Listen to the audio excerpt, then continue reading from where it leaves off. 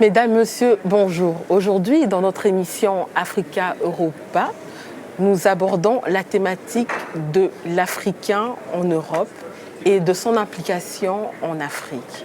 Alors, pour discuter avec nous du sujet, nous sommes avec Madame Maria Arena, eurodéputée socialiste. Bonjour. Bonjour. Monsieur Pi Chibanda, psychologue, auteur, humoriste. Bonjour.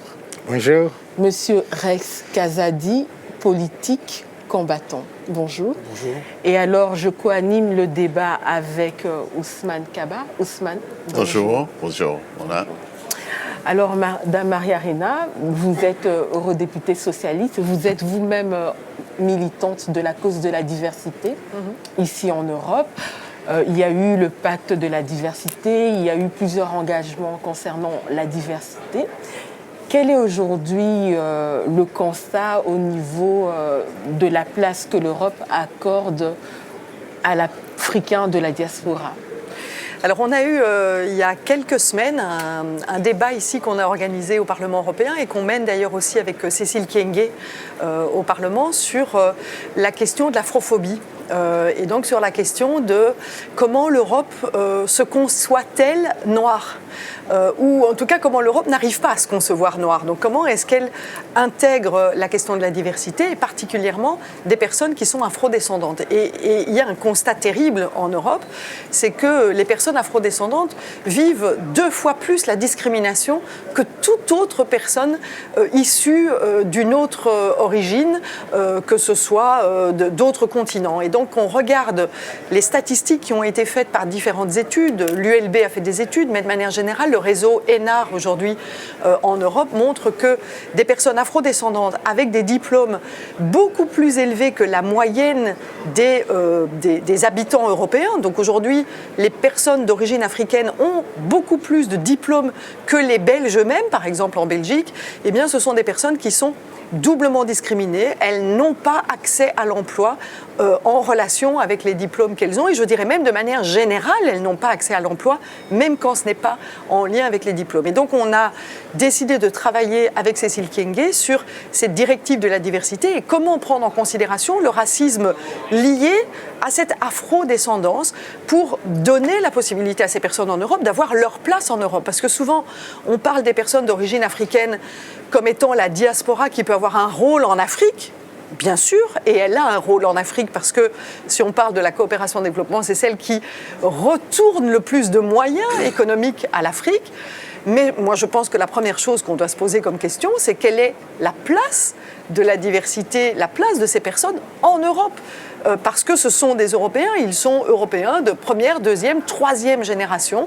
Et donc, il faut qu'on travaille sur cette place en Europe avant de s'interroger sur leur place en Afrique. Avec cette situation, est-ce qu'en choisissant Mme Kyenge, qui est donc congolaise d'origine, mais italienne, donc parlementaire européenne italienne ici au sein du Parlement, c'est une forme de faire du melting pot ou bien vraiment d'aller dans le sens d'un vrai combat pour équilibrer un certain nombre d'injustices?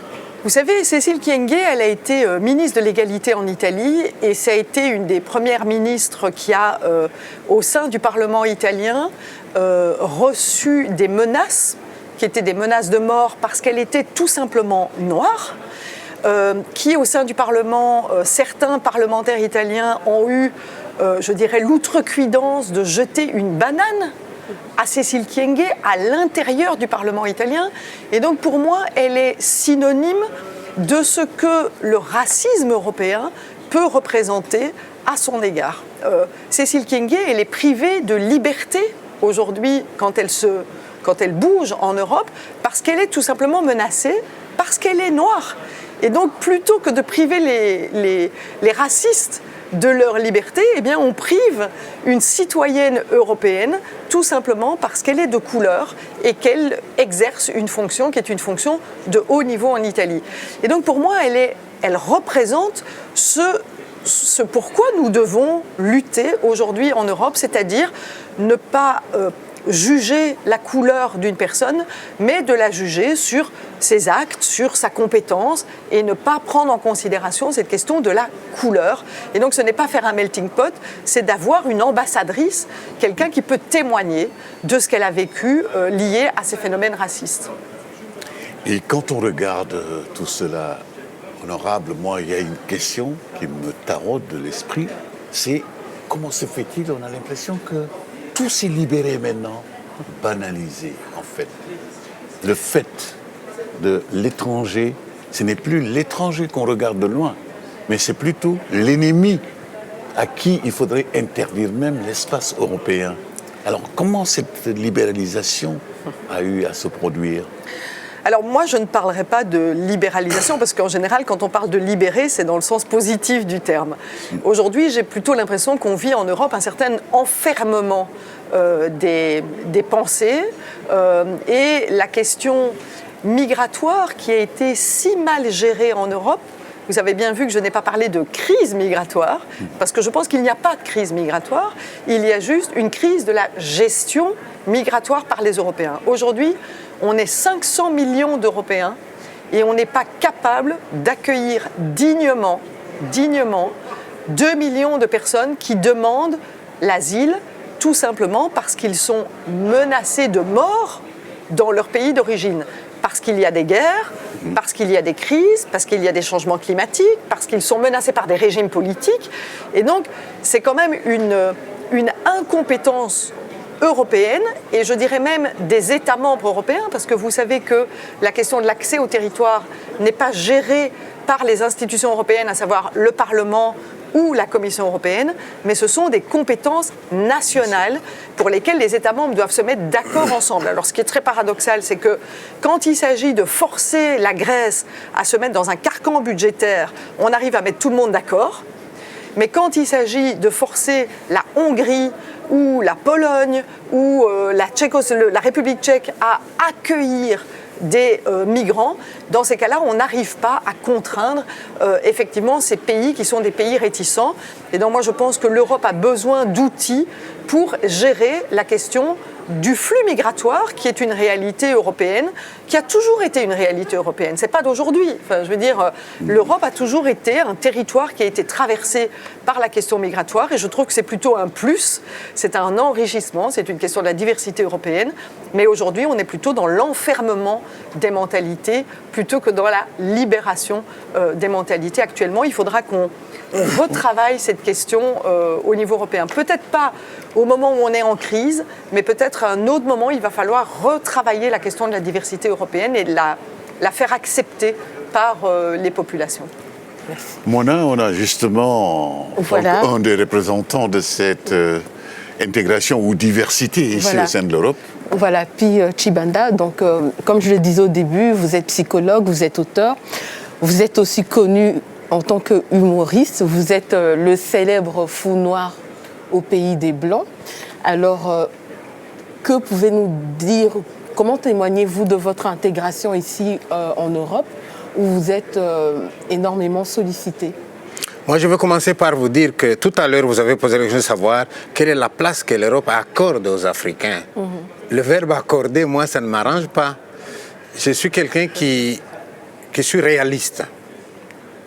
Il n'y a pas à attendre qu'on nous accorde une place. Il faut se battre pour avoir une place.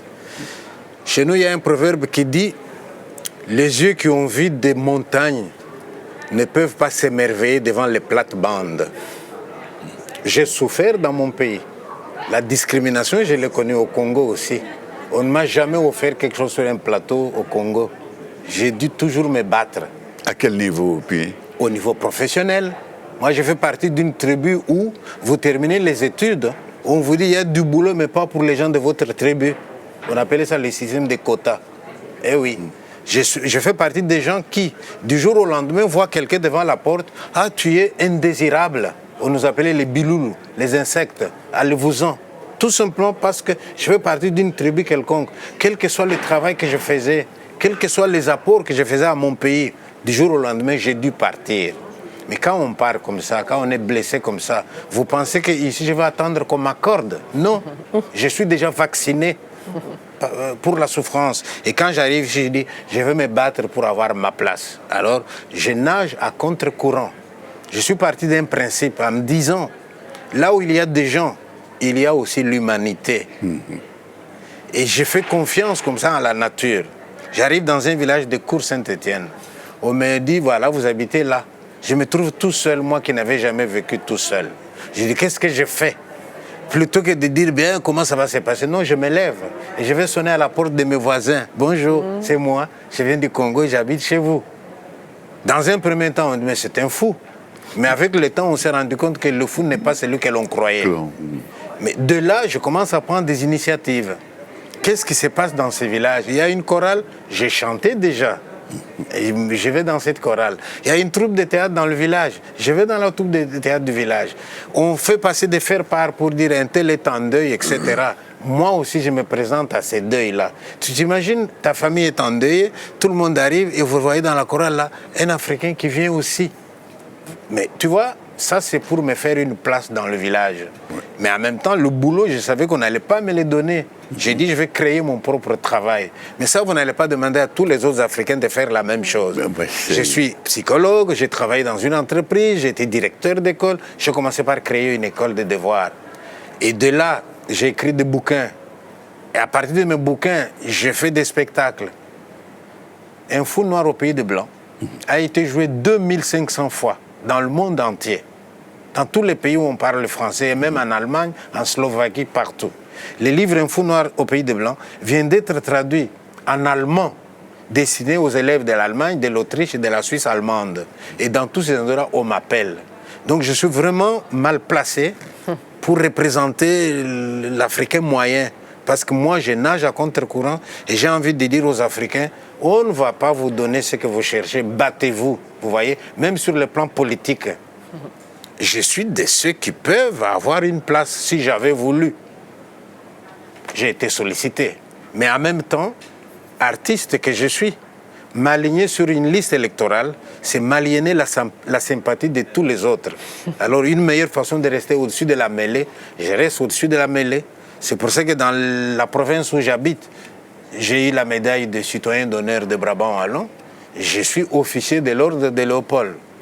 Mais quand vous vous dites que tiens, j'arrive à l'aéroport, qu'est-ce que tu viens faire chez nous, rentre dans ton pays, et un jour on me donne aussi une médaille. Et chaque fois qu'on me donne la parole pour dire un mot quand j'ai une médaille, j'ai souvent des larmes aux yeux, je me dis, il a fallu que je sois expulsé de mon pays pour avoir la médaille ici. Un peu la pierre angulaire qui a été jetée et ramassée par d'autres et ils lui reconnaissent sa valeur. Ça, c'est quand même triste. Mais maintenant, pendant que je suis ici, je n'ai pas oublié le Congo. J'ai construit 2 écoles au Congo. 2 écoles. Et je paye les enseignants. À partir du travail que je fais, à partir de mes DVD, de mes livres, etc., ce que j'ai comme surplus, je paye les enseignants. C'est pour ça que je suis en colère par rapport à la situation actuelle de mon pays. Parce que je peux vous dire combien on paye un enseignant. Je peux vous dire qu'est-ce qui se passe quand l'enfant d'un enseignant est tombé malade. Et j'ai envie que ça change. Et quand je vois des gens qui disent « tout va bien », ça m'écoeure. Voilà ma situation. Donc, si je dois répondre... Ouais. Je n'ai pas attendu qu'on m'accorde une place. Je cherchais à avoir ma propre place et je l'ai eue. Maintenant, j'ai envie de tenir les jeunes par la main. Venez avec moi, obtenons nos places, voilà. Est-ce que vous êtes là maintenant, 22 ans après, quand on regarde, est-ce que le fou a vraiment eu sa place dans l'asile européen? Le fou a eu sa place. Je vais vous dire une chose, il n'y a pas 3 semaines, je reçois un coup de fil. C'est un jeune homme qui me dit, Pichu Banda, c'est vous, oui, vous ne me connaissez pas, mais moi je vous connais. Laissez-moi vous dire, monsieur, mon papa est mort hier. C'était une autorité communale de Cour-Saint-Étienne. Il est mort hier. J'ai dit, ah, mais je vous sonne parce que, comme mon papa a vu venir la mort, il a laissé une liste de gens à qui il fallait à tout prix qu'on parle de son décès. C'est pour ça, et sur cette liste, votre nom était dessus. Vous vous imaginez? Là, je considère que voilà une autorité belge qui m'a accueilli dans la vie et qui, en s'en allant, pense encore à moi comme pour dire « Je te cède mon pays, tu es chez nous ». Quelqu'un qui te dit au revoir à la mort, qui me laisse sur la liste.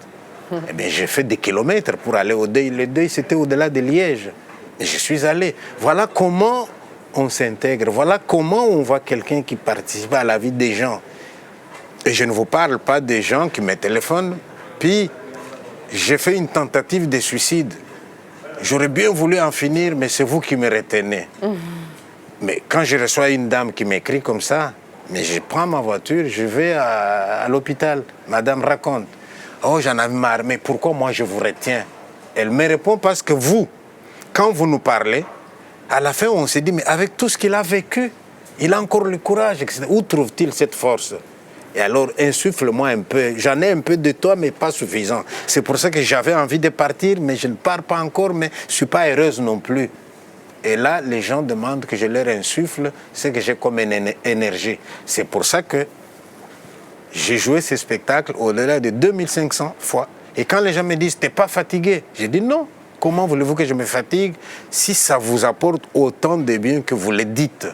Et j'ai dit « lorsque vous m'applaudissez, vous rechargez mes batteries. Au point que quand je vais en Flandre, ils m'applaudissent. Je vais en Wallonie, ils m'applaudissent. Et au moment où ils avaient des difficultés sans gouvernement, là, mes enfants me disent « mais papa, on t'applaudit en Flandre, on t'applaudit en Wallonie, ça ne te donne pas des idées ?»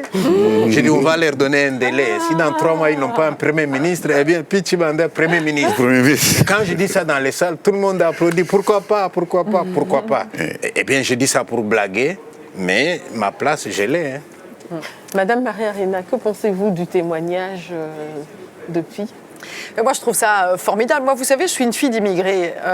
Et mon père m'a toujours dit, il vient du sud de l'Italie, un Sicilien. Et il me disait toujours, tu sais, Marie, du ciel, il n'y a que la pluie qui tombe, surtout en Belgique.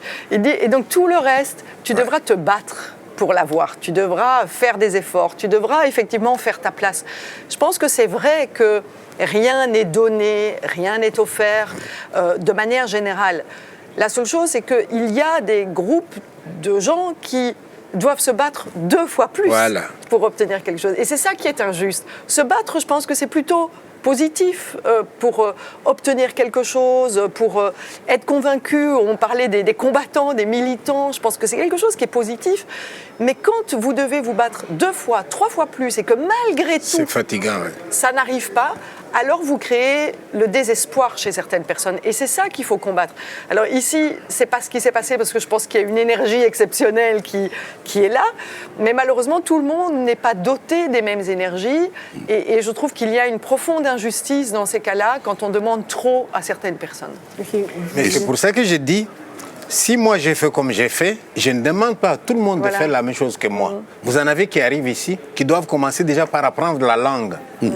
C'est déjà 2 fois plus difficile. Ou carrément, vous arrivez quelque part, il y a du boulot, mais pas pour des gens comme nous. Il y a des gens aussi qui sont comme ça. Alors à ce moment-là, même si moi, j'ai réussi ce que je fais, c'est mon devoir de dénoncer. Et ça, je dénonce aussi. Mais une fois qu'on a dénoncé, je pourrais aussi dire aux nôtres, créons aussi des stratégies pour aller au-delà. Je donne un exemple. Un jour, mon fils qui vient, il me dit, papa, je suis allé au test, on était autant, on a éliminé, maintenant on est 10. Mais souvent on pose la question, mais toi, qu'est-ce que toi tu as que les autres n'ont pas pour qu'on te prenne toi? J'ai dit à mon fils, dis-leur que tu es noir. L'enfant, hein? Mais oui, tu leur dis que tu es noir et que s'ils t'acceptent, ils montreront à la face du monde que pour un noir qui en veut, on peut lui donner sa chance aussi. Et que sa boîte deviendra une boîte multiculturelle. Mais vous dites ça devant un type, vous le désarçonnez. Hein? Eh oui. Eh bien, nous allons justement nous tourner vers Rex. Mais avant cela, j'avais une dernière question okay. à poser. Enfin, une question à poser à Madame Maria Arena. Maria Arena, par rapport à ce que Pi disait, justement, au sein de la diaspora, avant d'en venir à Rex, au sein de la diaspora africaine, la diaspora est impliquée par rapport dans son pays d'origine. Et dernièrement, vous avez pris des positions assez fermes par rapport à la RDC. Et donc, avant de questionner Rex, on voulait d'abord savoir quel est votre positionnement actuel en ce qui concerne la politique de la RDC. Alors vous savez, moi, la RDC, ça fait un bout de temps que je suis la situation politique en RDC. Et en 2006, je me souviens quand M. Kabila est arrivé, il y avait plein d'espoir pour recomposer, reconstruire, réintégrer un certain nombre de forces au niveau de la RDC, redonner de la possibilité économique à la RDC et du développement. Et les différents processus qui se sont mis en place ont démontré qu'aujourd'hui, la population n'est pas satisfaite. Et je dirais même pire, la population vit des situations qui sont des situations dramatiques en République démocratique du Congo aujourd'hui. Et donc je dis ça parce que moi, mon objectif, ce n'est pas de prendre parti pour l'un ou pour l'autre, c'est de dire s'il y a un gouvernement qui ne répond pas aux attentes de ces populations, et a fortiori celui-ci s'est mis en dehors de la Constitution en plus, eh bien ce sont des gouvernements qui ne sont pas légitimes. Et donc aujourd'hui, je pense que le gouvernement congolais n'est pas un gouvernement légitime, d'une part parce qu'il ne respecte pas sa propre constitution, premièrement, et deuxièmement, il y a des manifestations évidentes en République démocratique du Congo qui montrent que les gens veulent du changement. Et donc normalement, toute personne politique qui se respecte doit respecter à la fois sa constitution et à la fois la volonté du peuple qu'il défend. Et aujourd'hui, je ne vois pas ça en République démocratique du Congo, même s'ils ont fixé une date qui est une date en décembre 2018. Vous savez, ils avaient fixé la date avec l'accord de la Saint-Sylvestre avant ça. L'accord de la Saint-Sylvestre n'a pas été respecté. Entre-temps, il y a un certain nombre de violences. Il y a quand même des fosses communes qu'on a retrouvées dans le Kasaï, qui était plutôt une province relativement calme. Il y a toutes les instabilités dans les Kivu. Il y a de la pauvreté sur l'ensemble du pays. Donc c'est ça qu'on voit aujourd'hui, avec un pays qui a un maximum de ressources et qui ne les valorise pas au profit de sa population. Alors, je suis persuadée qu'il y a des Congolais qui la valorisent pour eux, ça c'est sûr. Mais aujourd'hui, la plus grande partie de la population n'en bénéficie pas. Donc je ne peux être que dur à l'égard du gouvernement congolais aujourd'hui. Encore une fois, pas parce que je prends le parti de l'un ou de l'autre, mais parce que tout ce qu'on peut aligner aujourd'hui sur un bout de papier pour dire est-ce qu'il a fait ce qu'il devait faire, eh ben, on arrive à la somme qui est de dire malheureusement non. Et il ne respecte pas la démocratie dans son propre pays. Et donc je trouve que les pays européens devraient être beaucoup plus durs, je trouve, à l'égard du gouvernement, pas de la population congolaise. Je veux dire, on n'est pas là pour faire souffrir les Congolais, mais je pense qu'il faut qu'à un moment donné, on ait une attitude beaucoup plus dure à l'égard du gouvernement actuel, qui a un peu l'impression qu'il peut faire tout et n'importe quoi, en n'ayant pas de compte à rendre à des pays qui donnent beaucoup à la République démocratique du Congo, que ce soit par l'aide au développement, que ce soit par les différentes filières qui aujourd'hui unissent l'Europe à la République démocratique du Congo. Je pense qu'il y a beaucoup d'efforts qui ont été faits par un certain nombre d'Européens et pas beaucoup d'efforts qui ont été faits par le gouvernement actuel. Okay. Justement, on va passer à Rex. Rex, vous êtes aujourd'hui politicien, vous êtes congolais. Vous avez longtemps, vous vous définissez comme combattant. Donc vous avez longtemps mené des actions ici en Europe, au sein de la diaspora, vous avez manifesté. Vous pouvez un peu brièvement vous présenter, parler de votre... En 2011, enfin, faut connaître la situation du Congo. Nous sommes le seul pays au monde qui a perdu à peu près 8 millions de ses êtres vivants depuis la Deuxième Guerre mondiale. Il n'y a pas un pays qui a subi autant de pertes de vies humaines que la République démocratique du Congo. 8 millions de morts, c'est l'équivalent de 10 fois le génocide du Rwanda, vous imaginez. Et nous nous sommes levés et nous avons manifesté à travers le monde entier. Les Congolais de la diaspora ont manifesté tout simplement pour qu'on puisse avoir une certaine liberté qui est la démocratie dans notre pays. Et au lieu de ça, on nous a fait beaucoup de promesses. À un moment donné, nous nous sommes dit, après les actions que nous avons posées, quelques actions qui ont été décriées comme étant des actions violentes, etc., Justement, ici en Europe, un certain nombre de nos partenaires nous ont sollicité en nous disant qu'il faut rentrer dans le jeu politique, il faut venir au Congo, il faut participer, parce que vous êtes en dehors des institutions, vous êtes en dehors de tout. Et c'est ce que nous avons fait, nous avons participé. Moi j'ai participé à la CENCO, à l'accord de la CENCO, j'étais à Kinshasa, j'étais au Congo, mais cet accord n'a pas été respecté. Kabila est là depuis 17 ans, il n'a jamais rien respecté.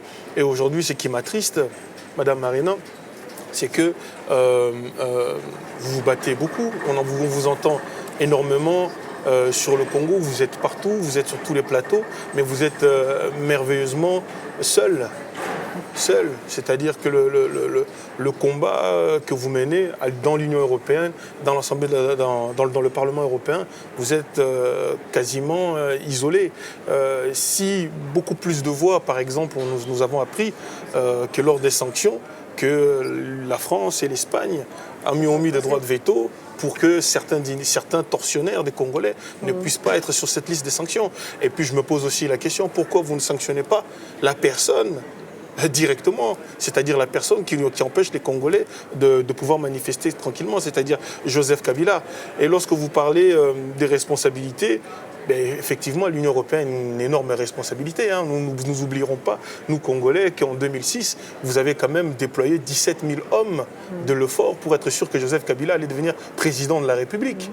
Donc, quelque part, c'est aussi une de vos responsabilités. Vous n'êtes pas le seul, parce qu'il y a aussi la MONUSCO qui est là depuis 20 ans, et c'est bien sous la MONUSCO qu'il y a 4 000 morts au Kasaï. On tue les gens sous la MONUSCO alors qu'il y a 19 000 hommes casque bleu, armes au poing, armes à la main. Et moi, le seul constat que j'ai au jour d'aujourd'hui, c'est qu'à un moment donné, il faut que les Congolais arrêtent d'attendre quoi que ce soit des autres. Et malheureusement, ce sera peut-être dur de l'entendre ici, c'est que il a fallu, c'est-à-dire que dans toute l'Union européenne n'a pas attendu que Bachar al-Assad fasse la moitié de ce que Kabila fait, pour soutenir un certain nombre de personnes qui étaient prêtes à se lever pour que ce régime parte. Si ce régime ne comprend que la force, à un moment donné, il faut que les fils et les filles du pays comprennent que nous devons nous lever et nous battre. Et l'opposition que nous avons, un certain nombre de leaders et de mes grands frères qui nous parlent de pacifique et de pacifisme, etc. À un moment, c'est non-assistance en personne en danger. Parce que les Congolais ne font que mourir. Quand est-ce qu'on va arrêter l'hémorragie? Moi, je pense qu'au bout d'un moment, aussi bien que ceux qui sont dans la diaspora, parce que c'est ce qui est en train de se dire et de se faire, à un moment donné, les gens s'organisent et se disent que cette fois-ci, il va falloir que ça passe ou ça casse. Donc, il va falloir que nous défendions nos vies, que nous défendions les femmes qui sont tuées, que nous défendons les enfants qui sont tués. Joseph Kabila a franchi un palier. Cette fois-ci, il s'attaque dans les églises. Il rentre dans les églises, kidnappe les pasteurs, kidnappe les prêtres, rentre dans des maternités où on a gazé à bombe lacrymogène des bébés. Des bébés sont morts il y a à peine un mois et demi. Mais cette personne est toujours reconnue alors que son mandat est terminé en 2016. Elle est reconnue par les autorités européennes comme étant, jusqu'aujourd'hui, le président de la République. Alors qu'on sait que dans d'autres pays, comme je dis, je prends l'exemple de la Syrie, il a fallu moins que ça pour que tout le monde soutienne une action réelle, une action décisive de légitime défense du peuple syrien. Et je pense qu'à un moment donné, on doit, nous aussi Congolais, à défaut d'être aidés, se prendre en main et se défendre face à un régime qui nous tue. Quel est le choix? Ça a été donc votre détermination à choisir quand même cette étiquette de combattant? Parce mais que vous lorsque je vous explique, un combattant, c'est quelqu'un qui se bat pour une cause. Madame Arena, c'est une combattante, elle se bat aussi pour une cause. Ma cause, elle est très simple. Mon idéal, c'est l'établissement d'un état de droit au Congo. Donc je combattrai toute ma vie jusqu'à ce que nous étonnons un état de droit au Congo. Voilà pourquoi je suis un combattant. Mais dans la diaspora, c'est mal compris généralement. Je crois que moi, je suis sur ce plateau pour vous faire comprendre que justement, les combattants sont des gens qui se battent pour leurs droits d'abord. Et ils ont pris ce mot qui a été en fait à l'origine utilisé par un grand homme qui est mort l'année dernière, Étienne Tshisekedi, qui est le leader de l'UDPS, qui s'est battu aussi pour l'établissement d'un état de droit. C'est juste ça, être un combattant, c'est quelqu'un qui lutte pour un idéal Et l'idéal que nous voulons, que le peuple congolais veut, c'est des élections, c'est d'avoir un État de droit. Et donc moi, mon combat, c'est pour ça que je vous ai dit, je suis certes un politicien, mais je reste combattant parce que le combat n'est pas fini. Face à un dictateur comme Joseph Kabila, face à quelqu'un qui tire sur la foule, face à quelqu'un qui est là par défi, qui défie tout un peuple, qui défie même la communauté internationale. Vous imaginez qu'il y a eu quand même au Congo 2 inspecteurs des Nations Unies qui ont été abattus. Aujourd'hui, ça fait 2 ans, il n'y a pas d'enquête. Et puis, il y a un blackout au niveau des médias occidentaux. Personne n'en parle. Comment ça se fait? Donc, Joseph Kabila a tous les droits. La réaction depuis? Ma réaction, d'abord, je vais dire quelque chose sur les combattants et puis je vais dire quelque chose sur la situation générale. Rex, je vais te dire que la première fois que j'ai entendu parler de toi, c'était sur une vidéo où tu étais devant la parcelle de quelqu'un qui venait d'acheter une villa À 10 millions. à 10 millions. Voilà. J'ai beaucoup apprécié un ancien ministre. J'ai beaucoup apprécié cette image-là. Lui et les quelques personnes qui l'accompagnaient. Il n'avait pas une arme. C'était seulement dire à cette famille-là, c'est ça que vous faites de l'argent du Congo. Pendant que nos frères crèvent, vous prenez l'argent, vous achetez des villas ici. Ça, j'ai beaucoup aimé. Et j'estime que ça pouvait aller plus loin. Parce que, comment est-ce qu'on peut avoir de bonnes écoles chez nous si ceux qui ont l'argent envoient leurs enfants ailleurs? Comment on peut avoir des endroits de santé, des hôpitaux, si eux, quand ils sont malades, ils peuvent se permettre d'aller en Europe et en Afrique du Sud? Alors les autres vont crever, tu vois. C'est pour ça qu'aller dire, prendre l'argent, venir acheter des villas comme ça, c'est pas ce qu'il faut. Nous avons des enfants ici. Nos enfants se promènent avec les enfants de certains qui sont au pouvoir aujourd'hui. Mais même nos enfants sont scandalisés. Papa, notre ami là, depuis que son père est devenu ministre, on ne sait plus lui parler. Il va ici, il va là-bas, il joue avec l'argent. Mais j'avais envie de dire, pourquoi on ne pourrait pas dire aux gens, vous êtes malade, mais faites-vous soigner là-bas. Faites un hôpital convenable qui vous soigne là-bas. Pourquoi est-ce que vous, ministre, dès que vous êtes malade, il faut que vous veniez ici, on vous donne un visa. Mais faites-nous un bon hôpital là-bas, comme ça tout le monde peut y aller aussi. Vous voyez, cette démarche-là, je l'avais beaucoup appréciée. Merci. Deuxième chose que j'ai appréciée chez les combattants, c'est qu'ils ont lancé un slogan qui a marché jusqu'aujourd'hui. Ils ont interdit que les musiciens viennent jouer ici. Mais en tant qu'artiste, vous... Oui, comment je suis vous voyez d'accord ça? avec eux. Je vais vous dire pourquoi. Oui. On n'a pas interdit les musiciens pour le plaisir d'interdire. Mais vous avez des gens qui savent qu'ils sont des leaders d'opinion. Des gens qui savent qu'au moment des élections, on compte sur eux. Mais non, ils vont se ranger derrière les chefs, nous tous derrière les chefs. Retenez qu'en France, il y a un jeune arabe qui avait le vent en poupe. Il est mort. Il est mort, entre guillemets, le jeune Faudel. Oui. Et vous savez pourquoi, hein? Parce qu'il s'était aligné derrière Sarko. Vous avez Docte Gynéco, la même chose. Même hein? chose, effectivement. Johnny a résisté parce qu'il était indémodable. Oui, Donc oui. c'est pour vous dire, on ne joue pas avec ces choses-là. Mais en, Si vous- mais en France, ils n'ont pas interdit carrément les gens d'accéder à des concerts. C'est quand même une entrave à la liberté d'expression. Moi, Oui, mais- moi, j'aimerais juste simplement vous dire, Je n'ai pas fini. ça n'a Bon, pas, vas-y. ça n'a pas été, ça nous a jamais fait plaisir. Et puis ça n'a pas duré. Ça fait depuis un certain nombre d'années, je crois que depuis 2 ou 3 ans.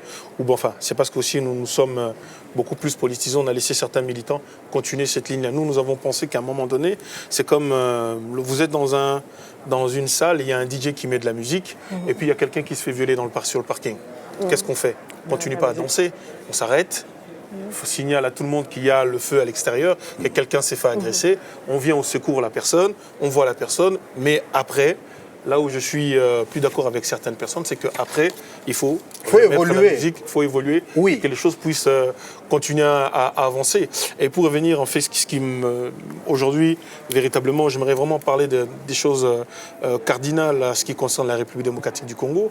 Nous avons la chance d'avoir une personne à la personne de Monseigneur Monsengo, parce qu'il y a quelques mois, Joseph Kabila avait réussi à faire passer comme message à l'opinion internationale qu'après lui, c'est le déluge et qu'il n'y avait personne capable de pouvoir le succéder.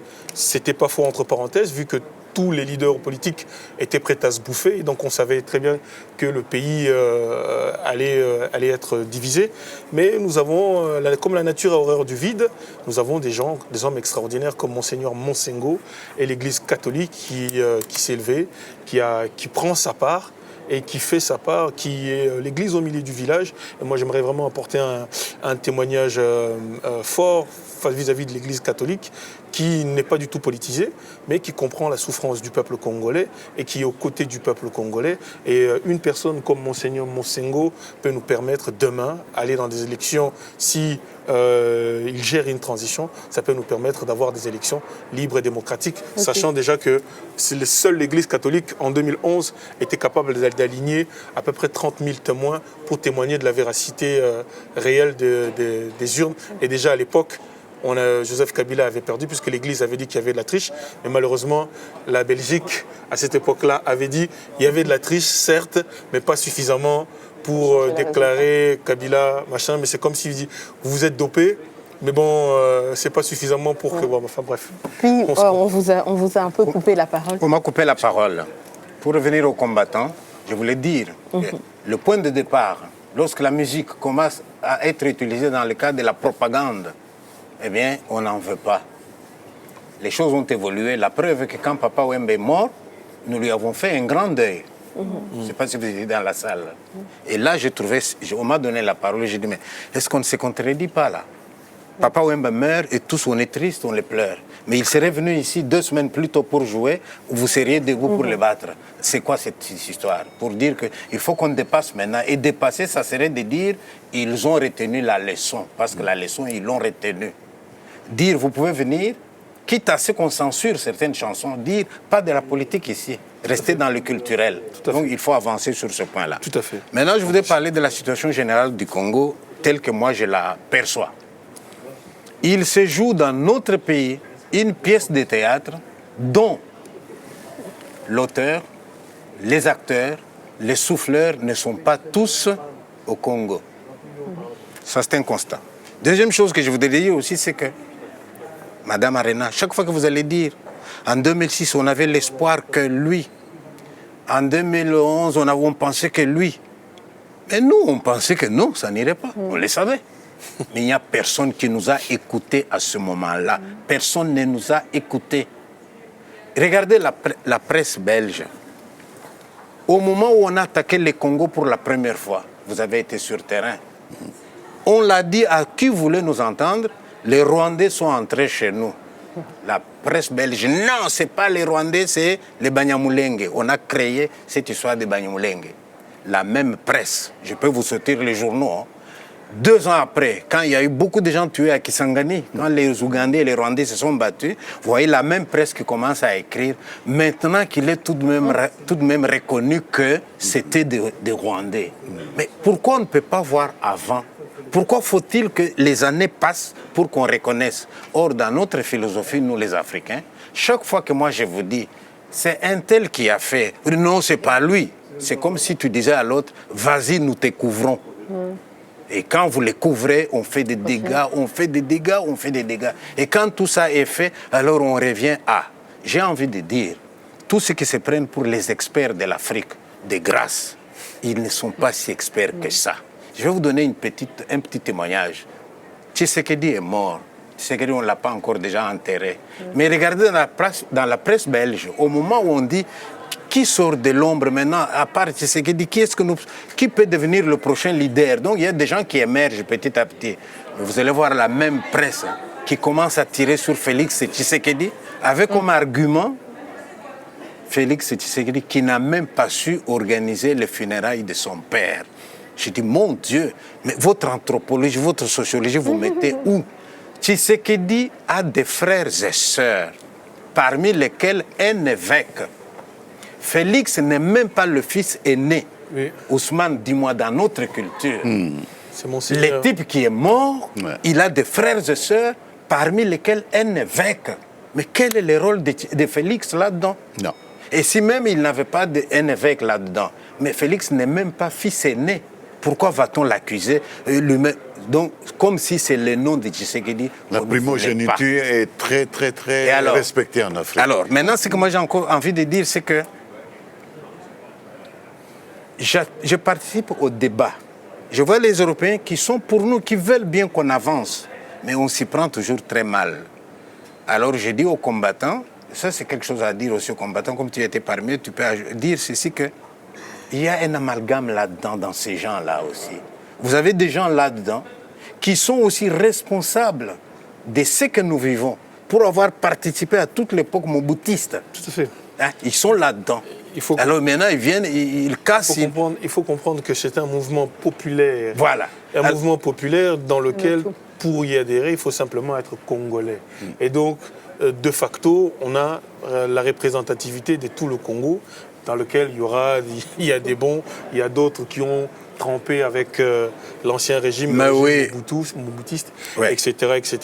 Moi, j'aimerais terminer en fait en rajoutant, j'ai un frère qui est dans les geôles de Kabila, plus exactement de l'ANR, Christian Lumulu-Kassa, et puis nous avons un député membre de l'UDPS, Jekoko Mulumba, qui est très malade, qui risque sa vie, qui peut mourir du jour au lendemain. Donc je pousse un coup de gueule pour qu'on le sauve. Il y a Mouyamba aussi, il y a Moulongo à Lubumbashi, etc. Mais vraiment, la vie de Jekoko est en jeu. Nous avons vu des images affreuses sur Internet où il est en train de cracher du sang, etc. Et j'espère que le message sera entendu et qu'on doit libérer les opposants. Et si, à un moment donné, je pense sincèrement que si les choses ne bougent pas, il faut que le peuple congolais se prenne réellement en charge et qu'il n'attende rien de personne. Parce oui, que mais rien moi là-dessus, là c'est dans un engagement concret. Moi, je ne suis pas encore dans les concrets. Moi, je suis au niveau de la réflexion. Donc, je voulais donc dire que si jamais il faut prendre des décisions par rapport au Congo, de grâce qu'on consulte quand même les gens qui connaissent le pays. Moi, je connais des journalistes capables de vous dire Congo, c'est autant de kilomètres carrés. Toutes les dates, ils connaissent, mais l'âme africaine, ils ne l'ont pas, tu vois. La preuve, c'est ce que je viens de vous dire ici. J'ai déjà lu dans la Libre Belgique, à l'époque 2006, hein, tu lis, Tshisekedi n'a pas voulu, il a refusé de participer aux élections parce qu'il avait peur d'être battu par un jeune. Tu vois l'argument? On a le jeune aujourd'hui qui vous dit pourquoi vous voulez que je quitte, je ne peux pas aller à la retraite à mon âge, je suis jeune. Mais nous, on voyait venir tout ça. Et eux n'ont pas vu. Donc, quand on tient un peu compte de tout ça, on doit pouvoir faire attention. Madame Arena, pensez-vous, comme le dit Rex, que les Congolais doivent plus s'impliquer, doivent se prendre en charge? Alors, oui, mais le Congo, c'est le pays des Congolais. Et donc, ce n'est pas le pays ni de la Belgique, heureusement, plus, ni de la France, ni d'un quelconque autre pays. Et quand on parle de la presse, moi, j'aime beaucoup, par exemple, quand des journalistes français font une analyse de la situation politique en Belgique. Ils se trompent toujours. Voilà. Ils se trompent toujours parce qu'ils ne comprennent pas le conflit linguistique, la frontière linguistique, Bruxelles, la situation de Bruxelles. Ils ne comprennent pas. Et donc forcément, leur lecture est une mauvaise lecture. Et je pense qu'il n'y a rien de tel que quelqu'un de son propre pays qui fait l'analyse de son propre pays. Je pense que c'est vraiment...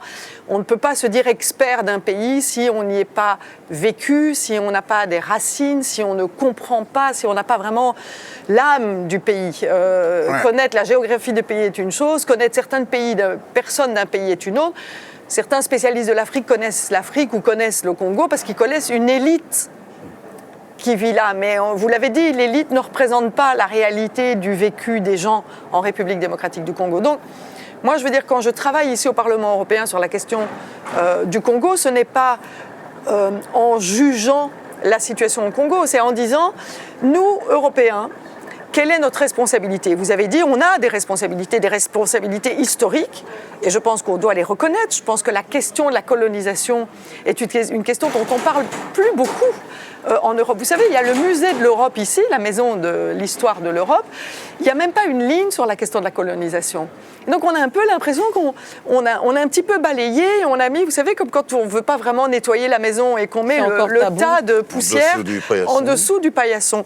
Non, la colonisation est une réalité qui a fait un certain nombre de choses dans ces pays, de structure, de découpage géographique.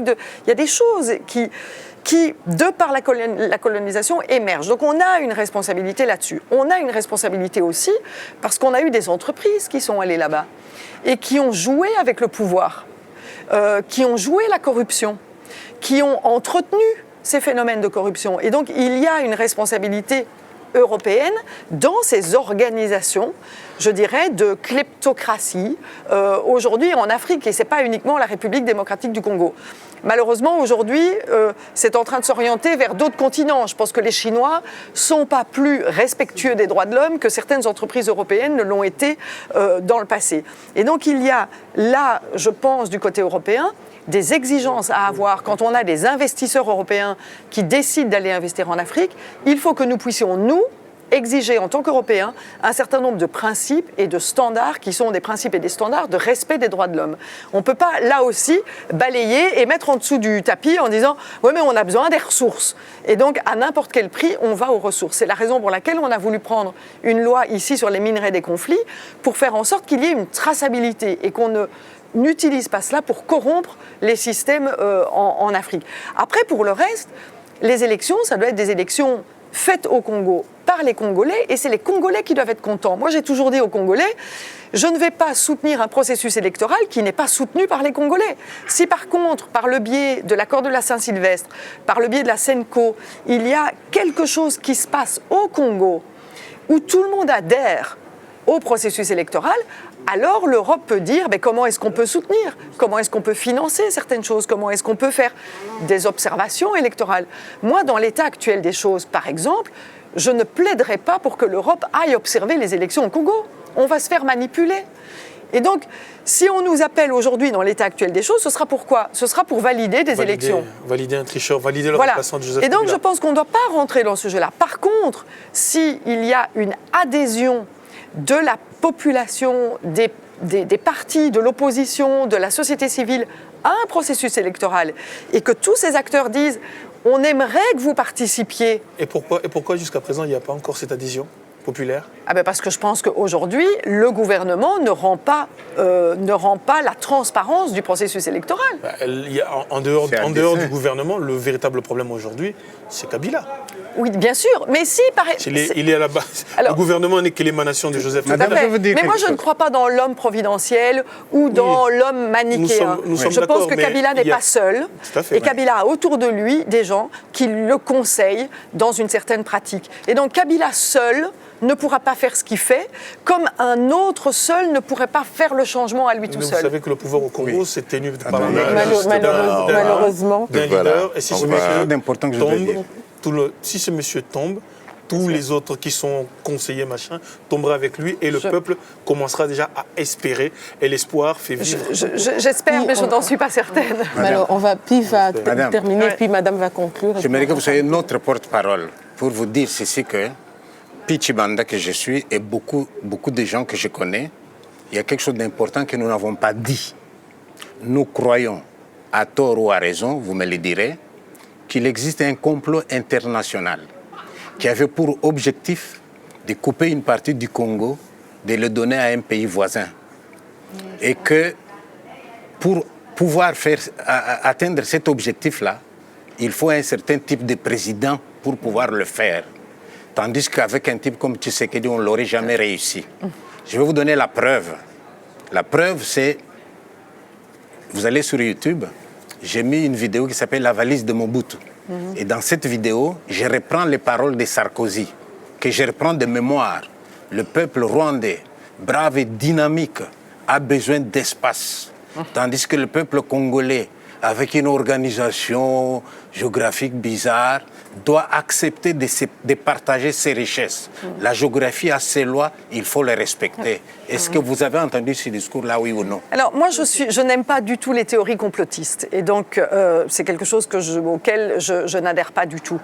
Par contre, là où je suis d'accord avec vous, c'est que le Congo représente une énorme richesse dont tout le monde a besoin et dont tout le monde aura de plus en plus besoin quand on prend la question du cobalt.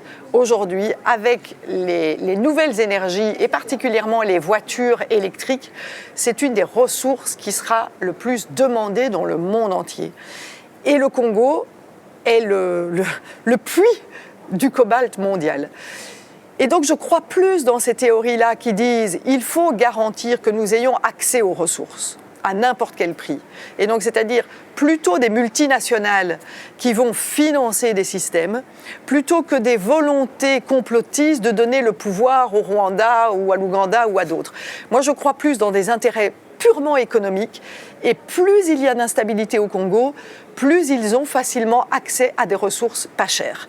Et c'est là qu'on doit absolument agir. C'est-à-dire qu'aujourd'hui, il faut stabiliser un pays pour qu'il puisse être à même, lui, de négocier correctement l'exploitation de ses ressources avec un retour sur les populations. C'est ça qu'on doit faire. Et moi, c'est vraiment là-dessus que je me bats. C'est d'avoir des gens qui, à l'intérieur d'un pays, d'une part, que ce soit des entreprises, qu'elles respectent la manière dont elles exploitent une ressource, et d'autre part, que cette exploitation ne tue pas les gens. C'est ça qu'on doit absolument faire. Et que ce soit avec monsieur X ou avec monsieur Y, on doit absolument essayer de travailler là-dessus. Et la dernière chose que je voulais vous dire, c'est qu'il y a eu une période, à un moment donné, moi je suis socialiste, il y a eu une période en Afrique où il y a eu un combat entre les tendances de gauche et les tendances de droite. Et il y a eu un vrai investissement de la droite libérale sur l'Afrique pour dire c'est cette pensée-là qui doit gagner. Et malheureusement, ils ont gagné. Ils ont évacué tous les chefs, tous les penseurs de gauche en Afrique. Et aujourd'hui, si vous rencontrez n'importe quel leader africain, c'est un libéral. N'importe quel leader africain, c'est un libéral. Et le libéral, qu'est-ce qu'il fait ? Il donne accès aux multinationales le plus facilement possible, avec le moins de règles possible. Moi, je dirais... Donc vous arrivez à la même conclusion. Malheureusement. Libéral, moi je dirais, en Afrique, la majorité des dirigeants ne sont pas des libéraux, sont des dictateurs et des criminels. Donc, non, mais des libéraux il n'y a pas vraiment d'idéologie. Des libéraux dans le sens 300 vaches pèdes. accès économique pur et dur. À chaque fois qu'ils ouvrent l'accès économique Je sais que aux étrangers, il y a c'est pour vraiment... défendre S'il faut choisir entre le social et l'économique, ils choisiront Je peux l'économique. prendre, on va Parce que ça a l'air... Je pense qu'ils n'ont pas d'idéologie. Je pense que vraiment, c'est Malheureusement, on arrive avec vraiment, beaucoup de vraiment à la bonheur. fin. Madame Maria-Reina, c'est qu'elle reviendra, on en reparlera et on va vraiment essayer d'avancer. Je pense aussi que le dialogue est important, l'information est importante pour résoudre cette crise. Donc, en tout cas, merci beaucoup d'avoir participé au débat. Merci. Merci à vous.